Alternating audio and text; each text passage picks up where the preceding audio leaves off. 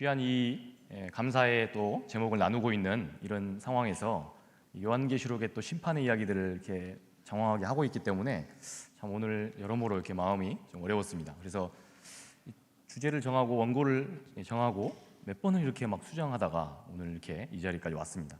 그래서 어렵게 이렇게 또 하나님 말씀을 함께 나눌 수 있게 되어서 참 좋습니다.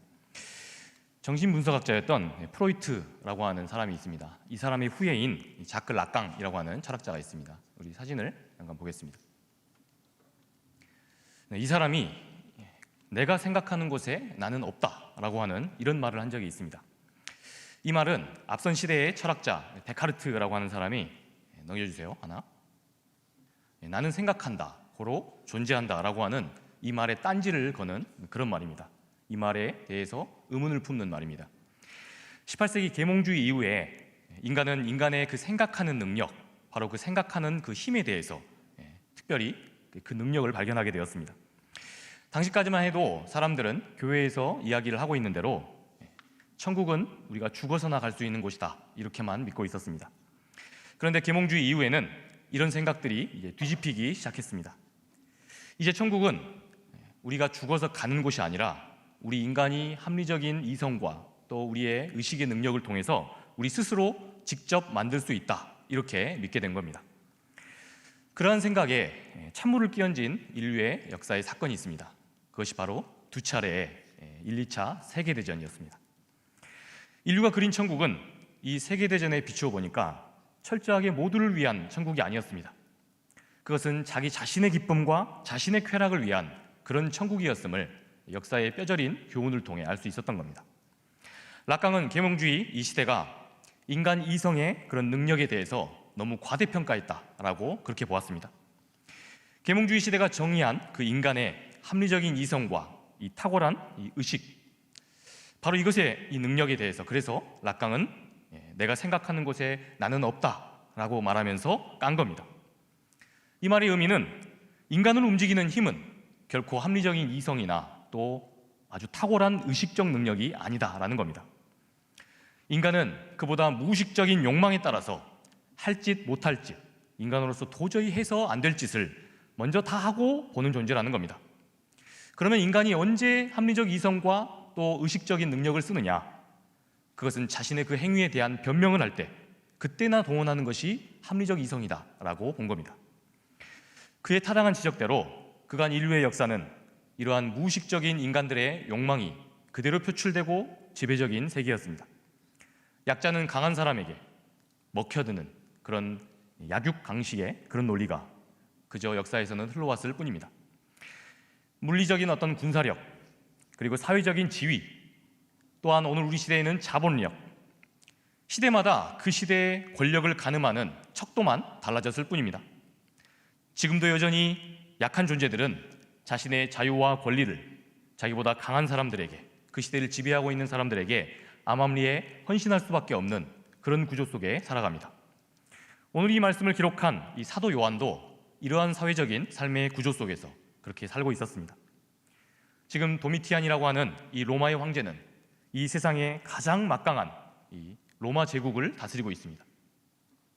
자신을 살아있는 신으로 믿게 했습니다. 그리고 이를 거절하면 처참하게 처형했습니다. 자신을 꼭대기로 하는 이 사회적인 서열을 영원토록 굳건하게 지키게 하기 위해 이런 국가의 구조를 만들었습니다. 이 와중에 계시록을 기록한 이 사도 요한은 지금 밧모라고 하는 이 섬에 지금 유배 중입니다. 90이 다 된 이 노인이 감당하기에 이 수용소의 노동은 참으로 끔찍했습니다. 그러나 지금 요한에게 더 끔찍한 상황, 또 끔찍한 그런 마음이 드는 것은, 그 이유는 따로 있었습니다. 그것은 지금 자기 자신보다도 이제 자기야 곧 죽겠지만 앞으로 살아갈 날들이 창창한 그 당시에 자기 주변에 있었던 젊은 그리스도인 동료들, 이 믿음의 후배들이 참으로 안타까웠던 겁니다. 지금 이 현실은 도미티아누스 황제가 지배하고 있는 세상입니다. 그는 자신을 살아있는 신으로 믿게 하고 이 세상의 질서를 자기가 다 스스로 정했습니다. 황제인 자기는 이 세상의 주인입니다. 그리고 그 밑에 장군들과 참모들은 그러한 로마 제국을 다스리는 그런 참모들로 서열을 매겼습니다. 그리고 식민지에는 이 총독을 임명하여서, 그리고 그 총독 밑에는 그의 수하들을 랭크시켰습니다. 그리고 그 밑에는 로마의 하수인들, 로마 국민들은 아니지만 그 로마에 아부하는 하수인들을 계속해서 서열을 매겼습니다. 이 도미티안 황제가 신으로 숭배되고 있는 이 세상에서 과연 그 당시에 요한을 비롯한 그리스도인들은 어느 정도 위치에나 있었겠습니까? 예수 그리스도를 구주로 믿고 그리고 섬기는 그리스도인들은 그 당시에 로마의 반역자로 낙인이 찍혔습니다. 로마 사회에서 이런 믿음은 반역이자 영모 그 이상 이하도 아니었습니다. 그래서 그리스도인들은 예수를 믿는 이 믿음 때문에 자신들의 목숨을 내어놓아야 했습니다. 그런데 요한은 지금 이런 세상, 이러한 절망의 한복판에서 지금 새 역사를 보고 있는 겁니다. 악한 이 로마의 질서를, 그것도 송두리째 전복시킬 엄청난 소리를 듣고 있습니다. 이런 상황을 보고 이런 그 엄청난 소리를 듣고 있습니다. 바로 그 비전과 음성이 요한으로 하여금 지금 새로운 소망을 품을 수 있도록 만들어 주었던 겁니다. 그것은 바로 지금 랭크되어 있는, 지금 이렇게 서열화되어 있는 바로 이 세상의 파국을 선언하는 계시록의 전체 주제의 핵심이기도 합니다. 그 당시 로마 사회는 이 요한이 보는 것과 다르게 비교적 안정되어 있었습니다. 팍스 로마나라고 해서 로마의 평화다라고 하는 이런 이야기들이 널리 공감되고 있었습니다. 그러니까 지금 이 말은 결코 그 시대를 사는 모두가 다 평안하고 행복했다라는 그런 의미가 아닙니다. 권력을 손에 쥔 로마 황제 도미티아누스와 그의 수하들, 이런 소수의 사람들만이 이 평화가 주는 행복을 느끼고 있었습니다. 그 당시 로마는 유럽의 주요한 그런 세력들, 그런 나라들을 어느 정도 평정하고 정복한 그런 상태였습니다. 그러다 보니 로마 사회는 대내외적으로 특별히 전쟁을 일으킬 만한 그런 상황이 아니었습니다. 그랬기 때문에 선언된 소리가 바로 이 로마의 평화다라고 하는 소리였습니다. 이 로마의 평화라는 이 말은 그런데 알고 보면 다수의 식민지 백성들에게는 도리어 끔찍한 소리였습니다. 세상이 안정된 것이 아니라 이 말에 따른다면, 이러한 역사가 지속된다면 자신들은 영원히 로마의 식민 백성으로 산다는 의미이기 때문입니다. 사도 요한은 지금 모두가 이 로마의 평화를 말하고 있는 상황에서 지금 너무나도 평온하게 지내고 있는 것처럼 보이는 세상에서 파국의 소리를 들은 겁니다. 로마의 황제가 세운 이 질서들이 우리 예수님께서 인을 떼시자마자 여지없이 무너지기 시작합니다. 하나님의 대리자인 이 천사들이 이 차례대로 나팔을 불기 시작하자 세상에는 놀라운 일들이 일어나게 됩니다. 이 땅 로마의 임금들과 그의 하수인들이 어쩔 줄을 모르고 숨기에 바쁩니다. 여기 이 본문의 바로 앞부분에 있는 이야기들이 다 그런 내용입니다. 여러분, 이러한 심판이 무슨 의미겠습니까? 지금 현재 이 로마에 지금 황제가 세워놓은 이 땅의 힘의 질서들은 결코 영원한 것이 아니라는 것입니다. 인간이 세운 이러한 악한 이 시대의 질서를 뚫고 이제는 우리 하나님의 통치가 임하고 있다라고 하는 그 메시지를, 아주 혁명적인 메시지를 듣고 있는 겁니다. 요한계시록을 읽어가는 우리들의 흔한 마음은 실제로 그런 마음이 아닙니다. 어떠한 기대와 감동 이런 것보다 심판에 대한 두려움입니다. 와, 이거 우리 하나님께서 내가 살아있는 동안에 이런 일들을 일으키시면 이거 큰일 나겠는데, 이런 마음입니다. 여러분, 인과 이 나팔이 불려졌을 때 그때 일어나는 이 심판에는 별의별 심판이 다 있습니다. 땅에 지진이 나고 또 피가 섞인 우박이 떨어집니다. 그리고 또 유재석인지 메뚜기인지 알 수 없는 그 황충같이 생긴 애들이 나타납니다. 그래서 얘네들이 사람을 마구 죽여댑니다. 또 뭔 소리인지 모르겠지만 오늘 우리 예가원 성가대가 또 저의 설교를 도와줍니다. 오늘 감사의 내용, 그 감사의 제목들 중에서는 햇빛을 비춰주시고 또 비를 내려주신다, 이것을 감사하고 있는 이야기가 나옵니다. 여러분, 그런데 계시록에는 이제 더 이상 햇빛이 비치지 않습니다. 그것이 지금 요한계시록이 말하는 심판입니다. 여러분, 그러면 어떻게 되겠습니까? 햇빛이 없어지면 가장 먼저 식물들이 더 이상 광합성을 하지 못할 겁니다. 그러면 소나 돼지나 닭의 먹이들이 또 사라집니다. 얘네들이 다 죽고 나면 우리는 어제까지 잘 먹고 포식하던 고기를 더 이상 먹지 못하게 됩니다. 떨어지는 불구덩이, 떨어지는 이런 불들이야 우리가 불가마를 가서 열심히 연마하면 나름 어떻게 견딘다고 우리가 할 수 있겠습니다. 그러나 고기 없이는 도대체 어떻게 지낼까? 정말 그런 면에서 심판은 심판이겠구나, 그런 복잡하고 아주 미묘한 그런 감정이 듭니다. 요한계시록을 읽으면 그래서 우리는 마음이 참 불편해집니다. 우리에게 이런 마음이 들 것을 아마 우리 주님께서 잘 아신 것 같습니다. 우리가 겁만 먹을까 봐서 요한계시록 곳곳에는 도대체 우리 하나님께서 왜 이러한 심판을 내리시는가, 여기에 대한 그 이유에 대해서 충실하게 응답되어 있습니다. 우리 함께 오늘 말씀 15절 말씀 읽겠습니다. 함께 있습니다. 일곱째 천사가 나팔을 불매 하늘에 큰 음성들이 나서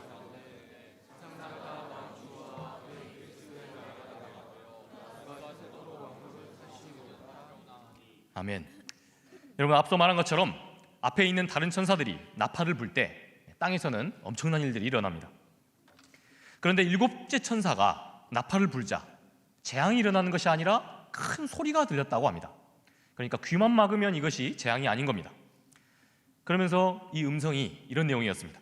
세상 나라가 우리 주와 그리스도의 나라가 되어 세세토록 왕노릇 하실 것이다. 지금 그리스도인들이 믿음을 지키고 지금 살아가고 있는 이 세상 나라의 상황은 어떠한 상황입니까?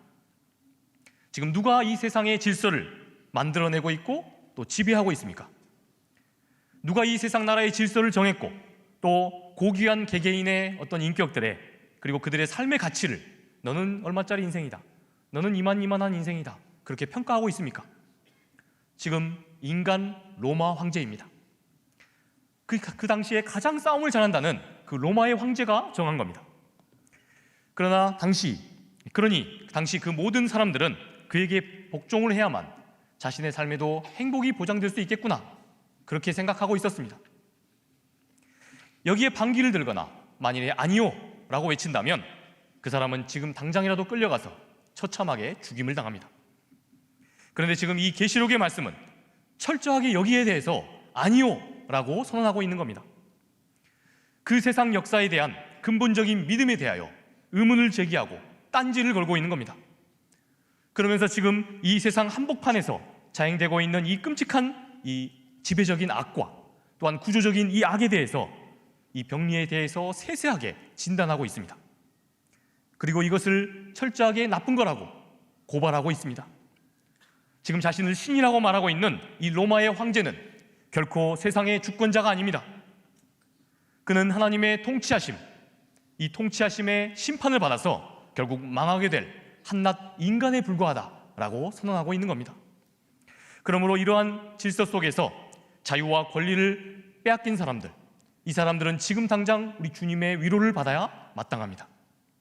이를 위하여 이제 우리 하나님께서 그의 나라와 그의 정신을 따라 통치하시기 시작할 겁니다. 여러분, 여기서 우리는 이 믿음의 중요한 역할과 또 기능에 대해서 눈을 떠야 합니다. 식민지 백성이었던 이 요한은 지금 거부할 수 없는 이 세상, 그 세상 질서 속에서 주님의 말씀을 듣고 있습니다. 이제로부터 우리 하나님께서 세상의 왕이 되셔서 직접 통치하실 것이다. 이러한 주님의 음성과 비전이 지금 요한이 그런 꿈을 품을 수 없는 중에 소망의 비전을 품게 하고 있는 겁니다. 믿음의 능력은 이처럼 우리 하나님의 말씀을 나에게 지금 주시는 바로 그 소리로 듣는 데서부터 시작합니다. 우리는 이 세상에서 살면서 단 한순간도 이 세상의 질서가 세워놓은 소리를, 이 소리로부터 결코 자유로울 수 없습니다. 살아있는 동안 우리는 살아있는 한 끊임없이 우리들의 인간성을 흔들어 놓는 이 세상의 소리들을 들어가며 우리가 이것을 귀를 막는다고 듣지 못하는 게 아닙니다. 그러면서 우리는 이 소리들의 왜곡된 믿음을 갖고 또 왜곡된 세계관을 가지며 살아갑니다. 그 소리들은 우리들 자신들의 인격과 그리고 그 인격이 고귀하다는 사실조차 잊고 살아가게 만듭니다. 그러한 현실에 절망하여 우리들의 존재의 가치를 아주 형편없게 그렇게 해석하고 또 그렇게 평가절하하게 되는 겁니다. 여러분, 그래서 우리들이 진짜 불행한 이유는 알고 보면 우리들이 지금 어려운 형편과 처지에 처한 까닭이 아닌지도 모릅니다. 우리들의 삶이 계속해서 불행할 거라는 바로 그 소리, 바로 이러한 세상의 소리들로부터 우리가 결코 자유롭지 못하기 때문인지 모른다는 겁니다. 여러분, 말씀을 읽어가면서 저는 우리 시대, 이 로마 시대, 요한의 시대가 아니라 바로 우리 시대, 우리 시대의 이 로마의 황제, 이 자본의 앞에서 우리 자신들을 들여다보게 됩니다. 자본이 주인인 세상에서 너와 나의 인간성이 아주 황폐하게 파괴되어 있음을 우리는 목도합니다. 아니, 어쩌면 우리는 그러한 상황에 놓여 있는 줄도 모르는지도 모릅니다. 수도권 대학에 못 들어가면 네 인생 영영 가난하고 그렇게 찌질하게 살고 불행하게 살다가 끝날 거다. 지방에 살면 그 자체가 처음부터 루저 인생인 거다. 대기업에 취업 못한 너에게는 그저 찌질한 삶이 계속될 뿐일 것이다.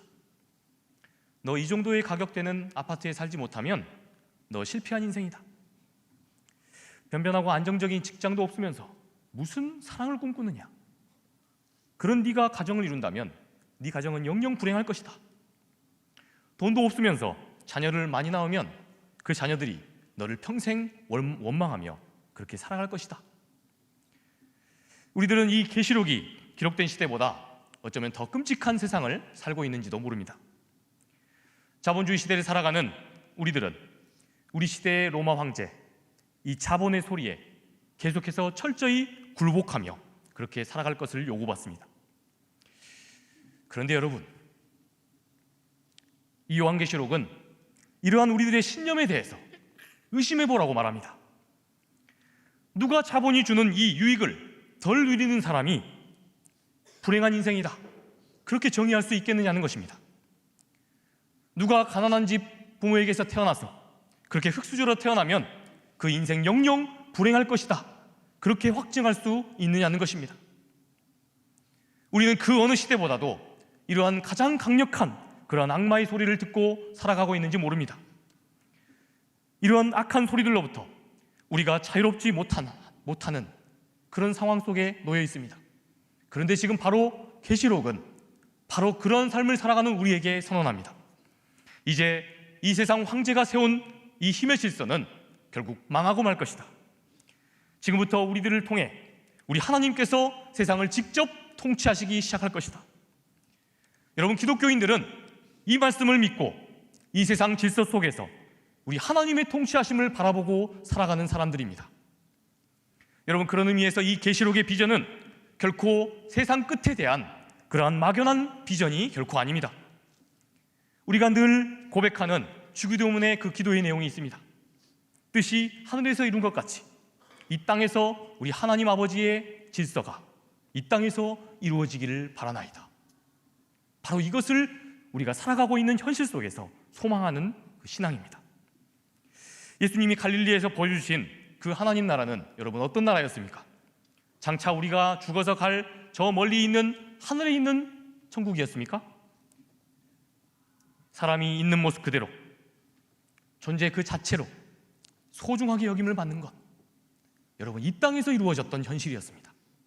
이 땅에서 우리 주님이 직접 세상 결코 그런 게 아니다, 이것이 진짜 이 세상의 참모습이다, 우리 주님께서 이 세상에서 보여주셨던 비전이었습니다.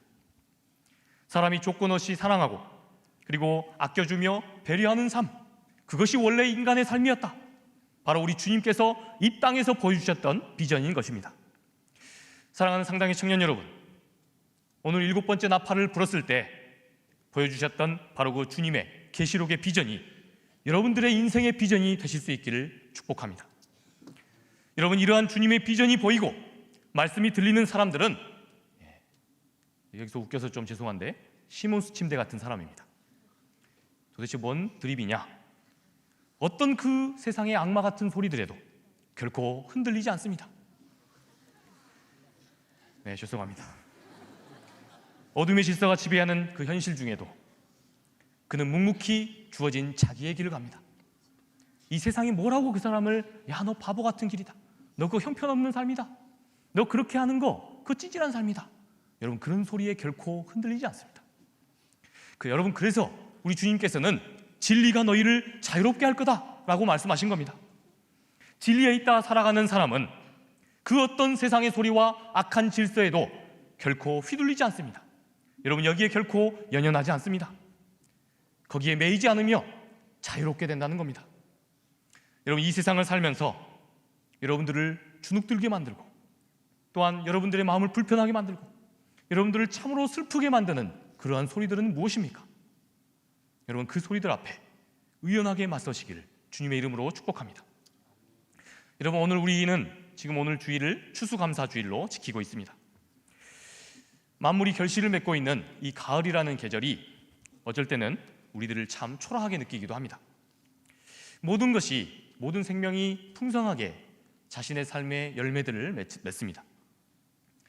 그런데 지금 만물의 영장이라고 하는 내가 지금 맺은 열매는 무엇일까? 이 가을에 내가 1년 동안을 보내면서 내가 맺은 삶의 가치들은 과연 무엇일까? 딱히 감사할 거리가 없는 것 같아서 하나님께도 죄송하고, 내 자신에 대해서도 미안하고, 내 주변에 있는 우리 부모님과 가족들과 세상 모든 사람들에게 참으로 나는 버려진 사람 같다, 이런 생각이 드는 계절이 또 가을이기 때문입니다. 감사할 거리가 딱히 없는 이 상황에서 나는 무엇을 감사할 수 있을까?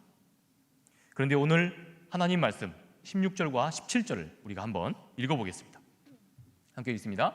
하나님 앞에서 자기 보좌에 앉아있던 24장로가 엎드려 얼굴을 땅에 대고 하나님께 경배하여 이르되 감사하옵나니 옛적에도 계셨고 지금도 계신 주 하나님 곧 전능하신 이여 친히 큰 권능을 잡으시고 왕노릇 하시도다. 아멘. 16절에 나오는 이 24장로란 구약 시대의 구약의 대표들인 12지파, 그리고 또 신약 시대에 예수님의 제자를 대표했던 12명, 이 12과 12, 그 모든 시대를 통틀어서 합친 그 숫자하고도 같습니다. 여러분, 그러니까 이 땅, 즉 지상에서의 어떤 믿음을 대표하는 사람들, 이런 어떤 상징으로 우리가 보면 좋을 것 같습니다. 세상 그 어떤 소리들에도, 결코 어떤 위협들에도 휘둘리지 않고 거기서 여전히 주님 향한 마음을 가지고 꿋꿋하게 살아가는 사람들, 바로 이 사람들을 상징한다고 보면 되겠습니다. 그런 의미에서 우리가 우리 하나님의 통치에 대한 이러한 안목을 가지고 살아간다면 우리가 바로 그 24장로들인 겁니다. 그리고 우리가 그러한 믿음을 여전히 갖고 절망적인 현실을 살아간다면 아직 우리는 소망을 버릴 때가 아닙니다. 이런 믿음의 안목으로 사는 사람들은 여러분, 오늘 본문 보니까 무엇을 감사한다고 이야기하고 있습니까? 여러분, 이 사람들이, 이 24장로가 감사하고 있는 그 감사의 내용이 무엇입니까? 17절에 보면 하나님께서 옛적에도 계셨고 그리고 지금도 계셔서 감사하다 라고 이야기합니다. 하나님이 옛적에도 계셨고 그리고 지금도 계셔서 감사하다니 도대체 그게 무슨 소리겠습니까? 여러분, 이 고백은 우리 하나님께서 계시다는 사실을 그냥 현상학적으로 기술하고 있는 그런 말씀이 아닙니다. 아니면 신은 죽지 않았다고, 아까 우리 블레싱 제목이 신이 있어? 라는 그런 제목이었는데 누가 장명했는지 궁금합니다. 여러분, 신이 죽지 않고 분명히 살아있다, 이런 존재론적인 논증을 하고 있는 것도 결코 아닙니다. 여러분, 믿음의 사람이 절망하는 상황 속에서도, 사람이 절망할 수밖에 없는 상황에서도 여전히 우리가 감사할 수 있는 이유가 있다는 겁니다. 그것은 바로 하나님께서 계시다는 전제로 자신의 삶을 들여다볼 때 여전히 인간은 감사할 수 있다는 겁니다. 이러한 믿음의 눈으로 하나님이 나의 삶과 함께 하시고 하나님께서 통치하신다, 이런 믿음에 붙들려 나가는 사람들은 이 절망을 이겨낼 용기로 세상을 꿋꿋하게 살아가며 자신의 삶을 감사할 수 있다는 겁니다. 여러분, 여기에 대한 예화를 함께 나누며 말씀을 마치고자 합니다. 과거에 문화부 장관을 지냈던 이여령 박사님이라는 분이 있습니다. 이 사람은 한국의 지성 중의 지성으로 정평이 나 있습니다. 그는 우리 한국을 대표하는 대표적인 문학 평론가고 그리고 언론인이고 저술가며 그리고 국문학자입니다. 그는 근데 아주 대표적인 무신론자로 또 유명한 사람이었습니다. 그런데 그가 딸의 전도로 회심을 하게 됩니다. 그의 딸이었던 이민아 씨는 이화여대를 조기 졸업했습니다. 사진을 잠깐 보겠습니다. 그 당시 졸업했던 사진입니다. 그리고 22살에 결혼해서 미국 캘리포니아에서 변호사를 거치고 또 바로 검사가 됩니다. 그렇게 승승장구하며 그녀는 13년 동안이나 LA에서 부장검사를 역임합니다. 아주 유능한 사람, 그래서 미래가 촉망받는 그런 리더였습니다.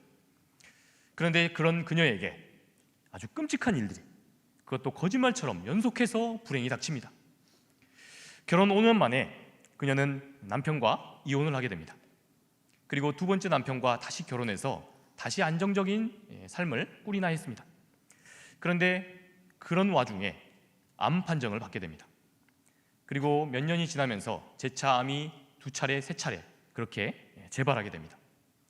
그리고 설상가상으로 둘째 아들이 그 무렵에 또 장애 판정을 받게 됩니다. 그리고 여기에 엎친 데 덮친 격으로 자신의 첫째 아들이었던 이 유진이가 목숨을 잃어버리게 됩니다. 아무 원인을 알 수 없는 혼수 상태에 빠졌다가 19일 만에 하나님의 부름을 받게 됩니다. 그리고 자신은 또 망막까지 손상이 되어서 실명에 처할 위기에 닥칩니다.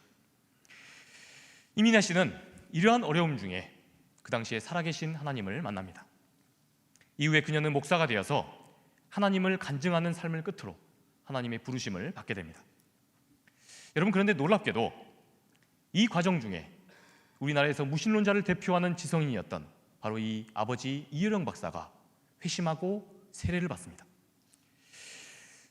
그가 회심한 이 계기에는 딸의 이 신앙 간증이 있습니다. 그리고 이 딸이 그러한 절망의 상황 속에서 그러한 고통을 이겨내는 그 모습이 있었습니다.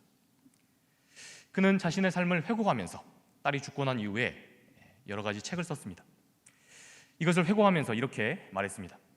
문학에 푹 빠져서 사느라고 딸이 이혼을 하고 빈 방에 홀로 앉아 울고 있었을 때, 그리고 제 아이를 잃고 주저앉아 울고 있었을 때도, 병에 걸려서 고통받고 있을 때도 나는 딸의 곁에 결코 있어주지 못하였다. 또한 딸 이 미나 씨를 향한 참회의 마음으로 쓴 책에는 또한 이런 고백이 있습니다. 딸을 잃고 나서 딸의 죽음 자체보다도 평소에 나는 아빠로서 굿나잇 같은 이러한 평범한 말을 해주지 못한 것이 더 마음이 아프다. 딱 한 번만 시간을 되돌릴 수 있다면 반드시 돌아가고 싶은 밤이 있다. 딸이 그날 아버지에게 자신이 새 옷을 지금 사서 입었다고, 이것을 자랑하려고, 그래서 굿나잇 하면서 아빠에게 따뜻한 말과 또 뽀뽀를 받고 싶어서 문 앞에 서 있었다는 겁니다. 그런데 글쓰기에 푹 빠져 있었던 이 아빠는 그것을 외면하고 말았습니다. 그저 딸은 아빠를 문 밖에서 쳐다보면서 아빠 굿나잇 하고 그렇게 인사하고 돌아섰습니다. 그때 이혜령 박사는 글에 글 쓰는 사람으로서 글의 호흡이 끊길까 봐 딸의 이 굿나잇 인사를 받아주지 못했다는 겁니다. 아버지는 뒤도 돌아보지 않고 그저 손을 흔들며 그렇게 인사하는 딸을 보냈다는 겁니다. 인간인 아버지, 자신은 딸이 그 딸의 곁에 꼭 있어야 했을 때 자신이 함께 해주지 못했다는 겁니다. 그런데 딸이 그토록 고통 중에서 눈물 흘리며 괴로워하고 있을 때 그 곁에 하늘의 아버지가 있었다는 겁니다. 그동안 자신은 보이지 않는 그 하늘의 아버지가 무슨 의미냐, 그렇게 비아냥거렸습니다. 그런데 자신이 아무 위로가 되어주지 못하고 있을 때 지금 그 하늘의 아버지가 위로하시며 자신의 딸을 꿋꿋하게 그렇게, 야 딸아, 너 그런 상황에서도 여전히 의연하게 살아갈 수 있다, 그렇게 딸을 위로하고 있었던 겁니다. 이 계기로 이혜령 박사는 결국 회심하고 세례를 받습니다. 사진 보시겠습니다. 이 사진이 이혜령 박사가 회심하고 세례를 받는 사진입니다. 여러분, 사랑하는 상당의 청년 여러분, 아직 소망을 버릴 때가 아닙니다. 여러분들의 인생이 아무리 불투명해 보이고 고난의 가시밭길의 연속이라고 여겨져도 그래도 하나님을 찾는 자들에게 우리 주님께서는 여전히 그런 삶 속에서도 소망의 이유를 주십니다. 그런 자들을 외면하지 않으시고 소망의 이유를 부여잡고 살아갈 용기를 주십니다. 그래서 하나님을 찾는 자는 여전히 소망을 버릴 때가 아닙니다. 여러분, 이 가을 우리 하나님의 통치의 역사를 기대하시며 소망하시는 여러분들이 기쁨과 감사의 제목들이 날마다 넘쳐나실 수 있게 되기를 주님의 이름으로 축복합니다. 여러분, 이 시간 우리 함께 찬양하시면서 나아가시겠습니다. 사랑의 주님, 은혜와 사랑 감사합니다. 절망 속에서 아무것도 붙잡을 수 없는, 붙잡을 것이 아무것도 없는 우리들의 삶입니다. 초라한 우리들을 누구도 거들떠보지 않지만 우리 주님께서 귀하고 가치 있다, 이 자리에서 새롭게 말씀을 주시니 참으로 감사합니다. 하나님, 우리가 이 말씀을 부여잡고 우리를 주눅들게 하고 절망하게 만드는 그 어떤 소리들 속에서도 체념하지 않고 이것과 맞서 당당하게 싸우며 이 시대의 질서의 파국을 선언하시는 우리 주님께 붙들려 사용되는 인생 되게 하여 주시옵소서. 그렇게 이 땅의 그루터기 같은 청년들이 어두운 한국 시대의 질서를 새롭게 세우며 우리 하나님께서 통치하시는 놀라운 역사를 이루어 나갈 수 있도록 역사하여 주시옵소서.